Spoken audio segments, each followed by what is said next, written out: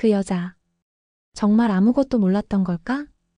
오천수는 벽에 기대어 서류 봉투를 꽉 움켜쥐었다. 봉투 안에는 법원의 이혼 확정 판결문이 있었다. 지난 몇 달간의 고통과 혼란, 그리고 억눌러온 감정이 그 한 장의 종이로 종결된 듯 보였지만 그건 단지 시작에 불과했다. 문미수는 천수 옆에서 조심스럽게 숨을 골랐다. 법원 계단을 내려오며 그녀는 자신도 모르게 입술을 깨물었다. 끝났다는 안도감과 동시에 시작된 책임감이 무겁게 어깨에 내려앉았다. 오천수의 손에 들린 판결문은 그저 한 사람과의 이별이 아니라 무너졌던 자존심과 흔들렸던 신뢰의 회복이기도 했다. 하지만 이 모든 과정의 배후에는 강소연의 이중생활이 있었다. 미국에 있던 10년 동안 강소연은 단지 영주의 엄마가 아니었다. 그녀는 이름을 바꾸고 다른 남성과의 동거를 시작했으며 부동산 투자라는 명목으로 수십만 달러를 끌어모았다. 피해자들의 돈을 모아 만든 거짓된 성공, 그리고 결국 무너진 위선. 이 사실을 처음 알게 된 건 천수가 아니라 그의 딸 영주였다. 미국 유학생활 중 우연히 강소연의 거래 흔적을 포착했고 그녀가 알고 지내던 교포 사회의 지인들을 통해 그 여자의 정체를 천천히 파악해 나갔다. 영주는 충격에 휩싸였다. 어머니는 늘 희생적인 얼굴로 자신을 뒷바라지한 줄 알았지만 그 이면엔 철저한 욕망과 계산이 도사리고 있었다.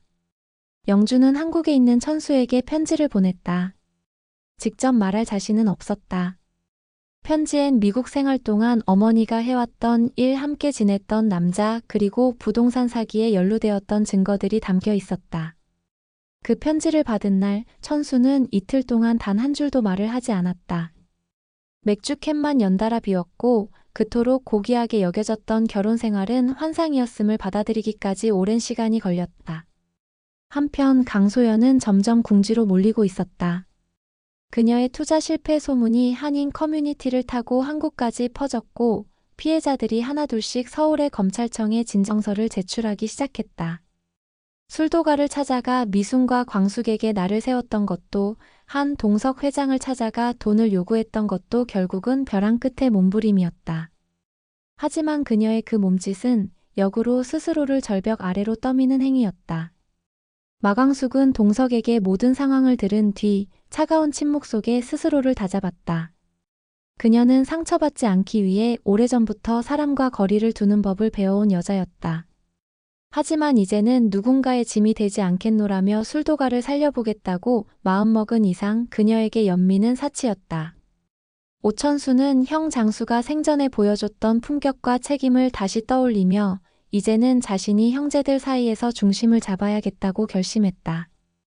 범수는 교수직을 내려놓고 귀국했지만 싱글데디라는 자신의 현실을 감추느라 가족과도 거리를 두고 있었고 흥수는 여전히 줌바댄스로 아줌마 팬들의 열광을 받으며 겉으론 유쾌했지만 속으로는 늘 가족에게 무언가 부족한 존재라는 죄책감을 안고 살았다. 막내 강수는 부상으로 제대했지만 여전히 군인처럼 자기 감정을 숨기며 살아가고 있었다. 이런 형제들에게 천수는 말없이 술도가 문을 열었다. 그날따라 아침 햇살은 유난히도 눈부셨고 미수는 조용히 식탁 위에 따끈한 된장국을 올려두었다. 그것은 그들만의 작고 단단한 화해의 상징이었다. 하지만 평온은 오래가지 않았다. 며칠 후 술도가의 한 통의 내용 증명이 도착했다.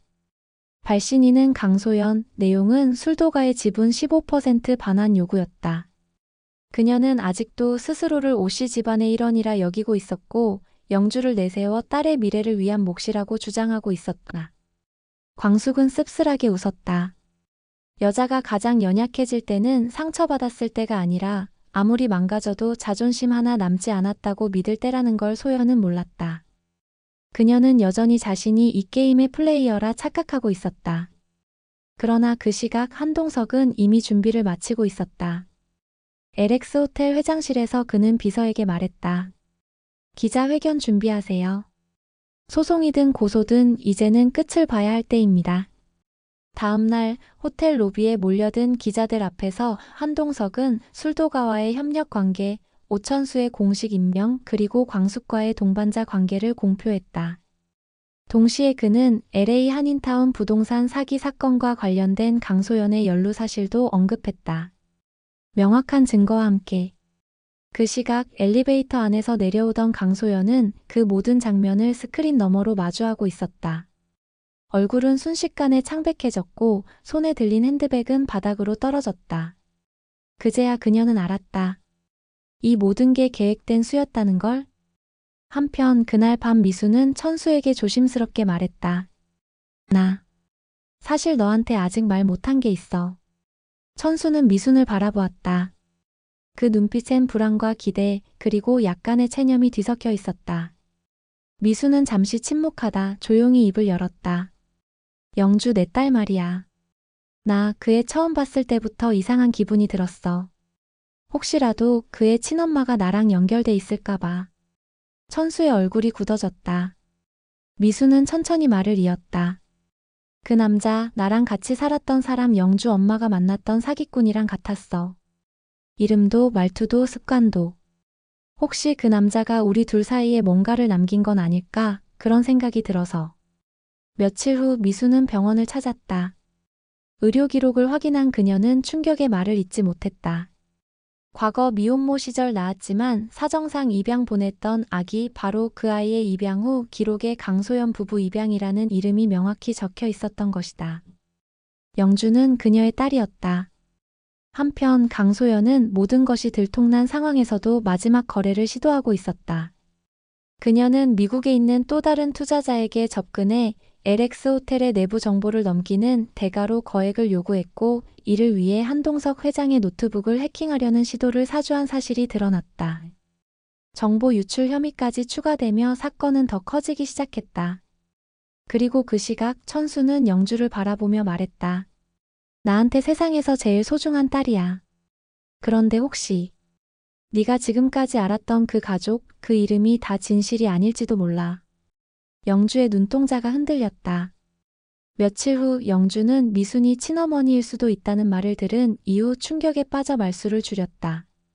식사 도중에도 학교 수업 중에도 그녀는 말없이 공책에 그림만 그렸다. 그리던 그림들은 언제나 어린 시절 어렴풋이 기억나는 벚꽃나무 아래에 서 있는 여자였다. 아무도 설명해주지 않았지만 그녀는 직감적으로 알고 있었다. 그 여자가 어릴 적 자신을 안고 울던 그 여자가 바로 미순일지도 모른다는 걸. 오천수는 조심스럽게 딸에게 다가갔다. 그가 이제껏 믿었던 가족의 형태, 부부의 신뢰, 부모의 헌신이라는 정의가 모조리 무너진 상황 속에서도 그는 영주만은 흔들리지 않기를 바랐다. 천수는 말없이 그녀 옆에 앉아 오래도록 그림을 바라보았다. 그 그림 예전에 봤던 것 같아. 네가 어릴 때 자주 그렸었지. 영주는 천천히 고개를 끄덕였다. 응. 근데 왜인지 엄마가 아니었단 느낌이 들어. 내가 기억하는 엄마는 저 여자랑은 달랐어. 따뜻하고 자꾸 내 손을 잡던 그런 사람이었어. 그 말에 천수는 차마 눈을 들지 못하고 손끝을 움켜쥐었다. 그는 모든 것을 말해줘야 할지 아니면 시간을 더 줄지 혼란스러웠다. 하지만 진실을 알 권리는 딸에게 있었다. 그날 밤 미수는 혼자 집 마당에 서서 오래도록 하늘을 올려다봤다.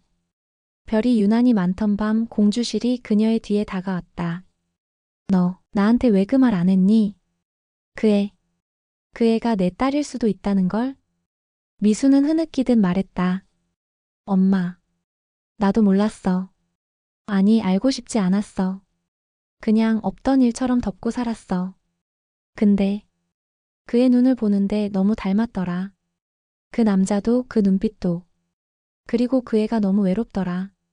나 어쩌면 이젠 도망 안 갈래. 지켜볼래. 가까이서. 공주실은 말없이 딸을 안았다. 처음으로 미수는 자신의 상처를 누군가에게 전부 털어놓았다. 그런 한편 강소연은 점점 더 불안정해지고 있었다. 도피성 해외 출국도 여의치 않자 그녀는 마지막 희망으로 과거 자신에게 투자했던 한 기업인을 찾아갔다. 그 인물은 다름 아닌 한결의 친구이자 LX 호텔의 투자심사이사 박지훈이었다. 박지훈은 그녀를 보자마자 냉소를 지었다. 아직도 미련 있어요? 이미 다 끝났어요. 미국도 한국도 이제 당신 설 자리는 없어요. 하지만 소연은 포기하지 않았다. 그녀는 휴대폰에서 한 장의 사진을 꺼내 보여줬다. 이 사진, LX 호텔 재무자료 유출된 그날 밤 회의실 CCTV에서 나온 거예요. 당신이 왜 그 자리에 있었는지 설명 가능하세요? 지훈의 표정이 굳어졌다. 그녀는 조용히 덧붙였다. 당신도 한 발 담갔다는 거 모두 알게 되면 곤란하겠죠? 나 혼자 무너지긴 싫거든요. 나한테 필요한 건 출국 자금과 비행기표 단지 그것뿐이야. 지훈은 조용히 숨을 들이켰다. 그 순간 문 밖에 누군가의 발자국 소리가 스쳤고 곧장 휙 열리는 문 사이로 한결이 모습을 드러냈다. 어떻게 된 거예요, 박 이사님? 이 여자가 무슨 말을 하고 있었죠? 정적이 흘렀다. 이제 거짓과 진실이 맞붙는 순간이 다가오고 있었다. 며칠 후 LX 호텔 이사회 회의가 비공개로 소집되었다. 회장 한동석은 그 자리에서 뜻밖의 보고서를 꺼내들었다. 투자심사부에서 누군가 내부 재무자료를 외부로 유출한 정황이 포착되었고 IT팀은 관련 IP 추적 끝에 담당 이사 박지훈의 개인 계정에서 외부 접속 로그를 확보했다. 회의장은 일순술렁였고 박지훈은 말을 잇지 못한 채 시선을 피했다. 한결은 조용히 입을 열었다. 제가 확인한 바에 따르면 박 이사님은 강소연 씨와 최소 3차례 이상 단독 미팅을 가졌습니다. 그중 한 번은 LX 호텔 기밀 자료가 분실된 다음 날이었습니다.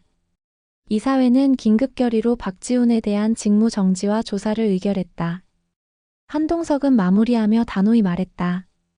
이번 사안은 LX 호텔 전체의 신뢰 문제입니다. 어떤 인연도 과거의 실적도 예외가 될 수 없습니다. 한편 미수는 마침내 영주에게 진실을 고백했다. 공원 벤치에 나란히 앉은 둘 사이엔 긴 침묵이 흘렀고 미수는 조용히 말했다. 미안해, 영주야. 내가 널 떠난 건 널 싫어서가 아니라 내가 너무 어렸고 세상이 무서워서였어. 영주는 눈물을 삼켰다.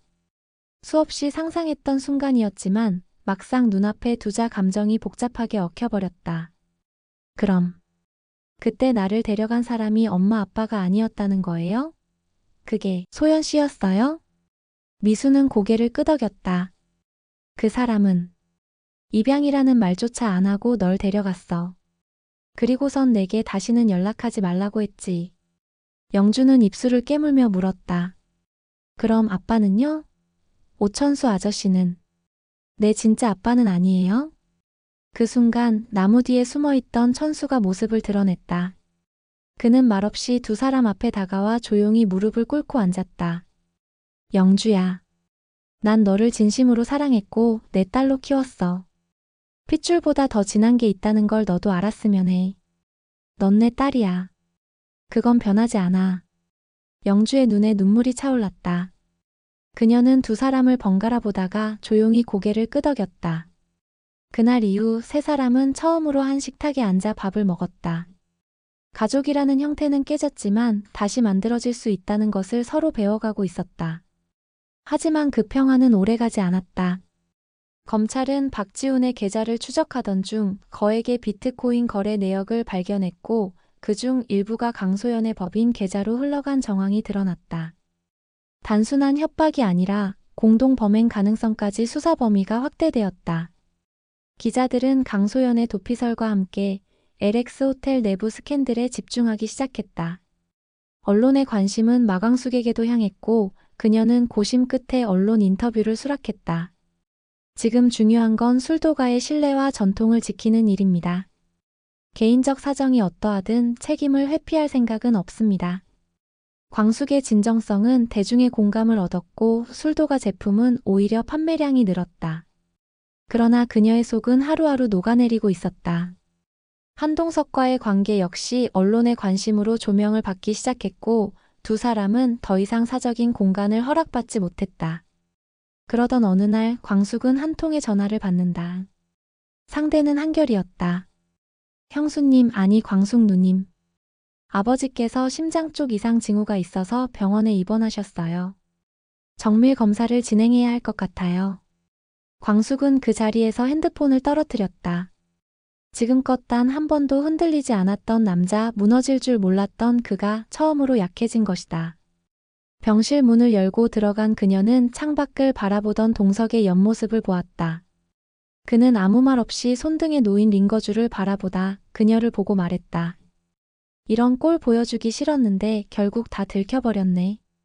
광숙은 조용히 그의 손을 잡았다. 이제 제 차례예요. 제가 지킬게요. 그 순간 휴대폰에 또 다른 메시지가 도착했다. 보낸 이는 천수였다. 광숙 씨, 급한 일입니다. 소연이가 다시 움직였습니다. 이번엔 영주를 데려가려는 것 같습니다. 광숙의 눈빛이 흔들렸다. 다시 한번 위기가 닥쳐오고 있었다. 영주의 납치는 조용히 시작됐다. 강소연은 병원에서 미순과 천수가 자리를 비운 사이 법적으로 아직 친권자인 자신을 내세워 학교로 영주를 불러냈다. 등교 중이던 영주는 교문 앞에서 소연을 마주하고는 당황했지만 그녀의 차가운 눈빛 속에서 무언가 돌이킬 수 없는 기운을 느꼈다. 엄마 말 들어. 널 보호하기 위해서야. 소연은 그렇게 말하며 영주의 팔을 끌었다. 영주는 뿌리치려 했지만 오랜 시간의 정과 미묘한 혼란이 그녀를 망설이게 만들었다. 미수는 급히 학교로 달려왔지만 이미 영주의 행방은 묘연했다. CCTV에는 검은 승용차에 탑승하는 영주의 모습만이 남아 있었다. 경찰의 실종 신고가 접수됐고 광숙과 한동석 그리고 오천수는 즉시 긴급 대책을 논의했다. 그러나 문제는 더 깊었다. 강소연은 단순히 영주를 데려간 것이 아니었다. 그녀 뒤엔 예상 밖의 인물이 있었다. 바로 독고탁. 그는 강소연의 법적 문제를 대가로 자신의 사위감을 다시 되돌리기 위한 조건을 내걸고 강소연에게 자금을 지원하고 있었다. 독고탁은 LX 호텔과 술도가의 관계를 무너뜨리기 위한 계획을 세우고 있었고 영주는 그 인질로 삼기에 최적의 대상이었다. 언론에서는 이미 LX 호텔 회장 연인, 납치극 휘말려라는 자극적인 헤드라인이 올라오기 시작했고 광숙은 매일같이 비난과 의혹의 화살을 감당해야 했다. 한동석은 언론의 압박 속에서 병상에 있으면서도 빠르게 지시를 내렸다. 비서실장님, 모든 관계 언론사에 공문을 돌려요. 사실 확인 없는 기사엔 법적 대응을 하겠다고. 그리고 독고탁의 금융 거래 내역 조용히 조사해봐요. 그 사이 영주는 좁은 펜션 안에 갇혀 있었다. 휴대전화는 빼앗긴 채 하루에 한 끼만 주어졌다. 그러나 그녀는 울지 않았다. 미순과 천수 그리고 자신이 겪은 일들을 떠올리며 조용히 생각했다. 그리고 침착하게 방 창문을 뜯기 시작했다. 그 시각 미수는 정신을 잃을 정도로 충격에 휩싸여 있었지만 한동석의 조언에 따라 이성적으로 상황을 정리해 나갔다. LX 호텔의 보안팀과 협력해 차량 추적을 시작했고 폐쇄된 공장 부근에서 마지막 흔적을 찾았다. 결국 강소연은 거래 장소로 이동 중 경찰에 체포되었다. 차량 안에서 발견된 가방 안에는 위조 여권, 현금 뭉치 그리고 영주와 미순의 과거 병원 기록 사본이 있었다. 이는 그녀가 미순의 정체를 오래전부터 알고 있었음을 뜻했다. 그 애를 처음 본 순간 알았어요. 그 눈빛. 그건 당신 거였죠. 강소연은 조사실에서 미순을 향해 말했다. 하지만 내가 더 좋은 엄마였다고 생각해요. 적어도 굶기지 않았으니까. 그 말에 미수는 한치의 흔들림 없이 대답했다. 당신이 키운 건 딸이 아니라 복수의 도구였어요. 당신은 엄마가 아니었어요. 단 한순간도. 영주는 무사히 구조되었고 병원에서 치료를 받았다. 천수는 조용히 그녀의 손을 잡았다. 이젠 다 끝났어. 그러나 영주는 조용히 고개를 저었다. 아니, 아직 아니에요. 나. 진짜 내가 누군지 스스로 찾아보고 싶어요. 그날 밤 영주는 미순에게 말했다. 엄마, 당분간 혼자 살아볼게요. 혼자서 진짜 가족이 뭔지 알아보고 싶어요. 미순은 말없이 고개를 끄덕였다. 아픔을 견디는 법을 가르쳐 준 건 아이였고 그 아이가 어른이 되어 다시 자신을 일으켜 세우고 있었다. 한편 병원에 누워있던 한동석은 밤새 서류를 검토하던 중 새로운 이름 하나에 눈길을 멈췄다. 박지훈. 독고탁과 연결된 제3의 계좌에서 이체 기록이 있다고? 그는 조용히 중얼거렸다. 아직 끝나지 않았군.